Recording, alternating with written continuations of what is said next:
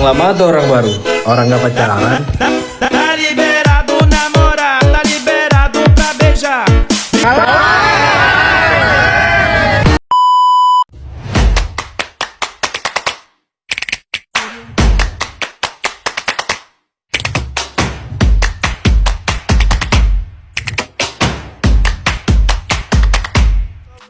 Halo guys, kembali lagi dengan saya Nurlan Febrianti dengan NPM 022722112888. Mahasiswa aktif dari Fakultas Ekonomi dan Bisnis Universitas Hairun Ternate.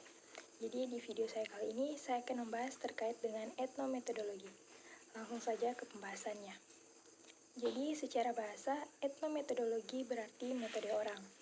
Etnometodologi bermaksud memahami metode-metode yang dipakai oleh seseorang dalam situasi tertentu untuk membangun dunia sosial mereka. Hal ini berkaitan bagaimana agar cara yang mereka pakai tampak masuk akal, sehingga dengan begitu keteraturan atau keseimbangan dalam dunia sosial mereka terbangun. Kehidupan sosial tampak teratur dan begitu saja diterima oleh masyarakat, namun ketidakteraturan baru terlihat ketika terdapat pelanggaran, yang artinya kehidupan sosial tampak teratur dan diterima begitu saja oleh masyarakat. Sedangkan menurut Neumann 1997, mengartikan etnometodologi sebagai keseluruhan penemuan, metode, teori tentang suatu pandangan dunia. Pandangan etnometodologi berasal dari kehidupan. Etnometodologi juga berusaha memaparkan realitas pada tingkatan yang melebihi sosiologi dan menjadikannya berbeda banyak dari sosiologi dan psikologi. Sedangkan etnometodologi itu sendiri juga adalah studi tentang bagaimana tataan sosial tercipta dalam dan melalui proses interaksi sosial sehari-hari. Individu menggunakan metode dan praktik tertentu untuk memahami dan membangun realitas sosial mereka. Jadi, alih-alih melihat tatanan sosial sebagai suatu yang sudah ada dan dipaksakan dari luar, etnometodologi melihatnya sebagai hasil dari interaksi berkelanjutan antara individu. Berikut beberapa poin kunci tentang etnometodologi. Yang pertama, fokus pada metode anggota, yang dimana etnometodologi tertarik pada bagaimana anggota masyarakat secara aktif menggunakan pengetahuan dan metode mereka sendiri untuk menciptakan makna dan keteraturan dalam kehidupan sehari-hari mereka. Dan yang kedua, pelanggaran ekspektasi, yang dimana salah satu cara untuk memahami metode ini adalah dengan melihat apa yang terjadi ketika harapan dilanggar. Etnometodologi terkadang menggunakan eksperimen di mana peneliti secara sengaja mengganggu interaksi sosial untuk melihat bagaimana orang menanggapi dan mencoba mengembalikan keteraturan. Kemudian poin yang kedua terkait dengan teknik pengambilan data dalam metode etnometodologi. Etnometodologi merupakan metode penelitian kualitatif yang berfokus pada bagaimana anggota masyarakat membangun dan memahami realitas sosial dalam kehidupan sehari-hari.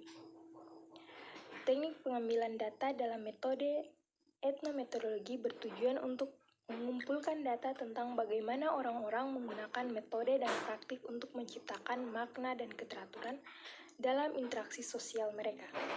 Berikut beberapa teknik pengambilan data yang umum digunakan dalam etnometodologi. Yang pertama, teknik observasi partisipan.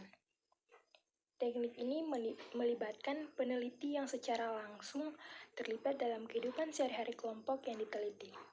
Peneliti mengamati dan berpartisipasi dalam aktivitas dan interaksi sosial mereka, serta mencatat apa yang mereka lihat dan dengar. Dan yang kedua, wawancara yang mendalam. Wawancara mendalam ini dilakukan dengan bertujuan untuk menggali lebih dalam tentang bagaimana individu memahami dan menginterpretasikan realitas sosial mereka. Peneliti mengajukan pertanyaan terbuka dan mendorong informan untuk menceritakan pengalaman dan pemikiran mereka tentang berbagai aspek kehidupan sosial. Yang ketiga, analisis dokumen. Teknik ini digunakan untuk menganalisis dokumen tertulis seperti catatan lapangan, transkrip wawancara, email, dan media sosial lainnya. Peneliti mencari pola dan tema yang dapat membantu mereka memahami bagaimana anggota masyarakat menggunakan metode dan praktik untuk membangun realitas sosial. Dan yang keempat, analisis percakapan. Teknik ini berfokus pada bagaimana orang-orang menggunakan bahasa dalam interaksi sosial mereka. Peneliti menganalisis transkrip percakapan untuk mengidentifikasi bagaimana. Keempat, analisis percakapan. Teknik ini berfokus pada bagaimana orang-orang menggunakan bahasa dalam interaksi sosial mereka. Peneliti menganalisis transkrip percakapan untuk mengidentifikasi bagaimana orang-orang menggunakan kata-kata, frasa, dan intonasi untuk menciptakan makna dan membangun realitas sosial. Kelima, eksperimen Garfinkel, di mana teknik ini melibatkan peneliti yang secara sengaja mengganggu interaksi sosial untuk melihat bagaimana orang-orang merespon dan mencoba untuk membalikan keteraturan. Dan teknik yang terakhir, atau teknik recorder, selain teknik-teknik di atas, etnometodologi juga dapat menggunakan teknik lain seperti pengamatan video, fotografi, dan kuesioner.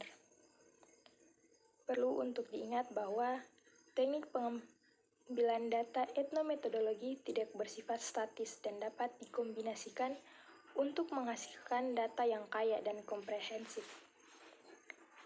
Peneliti etnometodologi harus memiliki keterampilan observasi yang tajam, kemampuan untuk mendengarkan dengan seksama, dan kemampuan untuk menganalisis data secara kualitatif.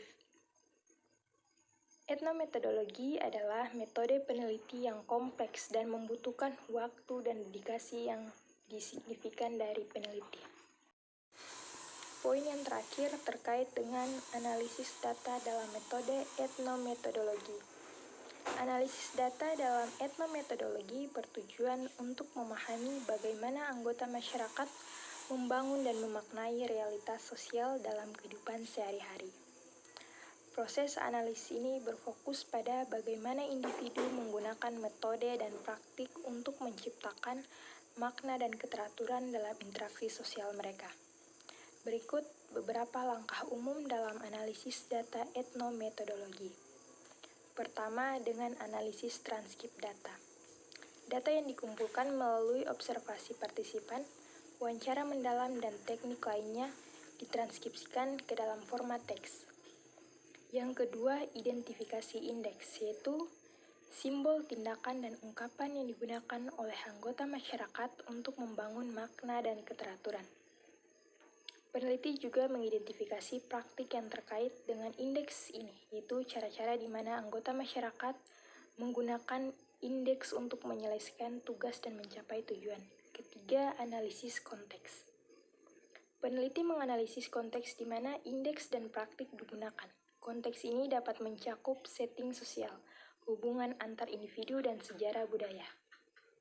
Dan yang keempat, membangun rekonstruksi. Peneliti membangun rekonstruksi tentang bagaimana anggota masyarakat membangun dan memaknai realitas sosial. Rekonstruksi ini didasarkan pada analisis indeks, praktik, dan konteks.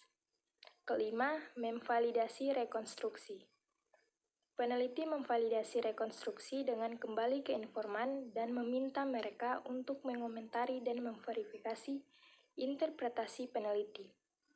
Analisis data dalam etnometodologi adalah proses yang kompleks dan membutuhkan waktu signifikan, namun dengan analisis yang cermat dan teliti. Etnometodologi dapat memberikan wawasan yang mendalam tentang bagaimana anggota masyarakat membangun dan memaknai realitas sosial. Oke, mungkin itu saja video pembahasan terkait dengan etnometodologi.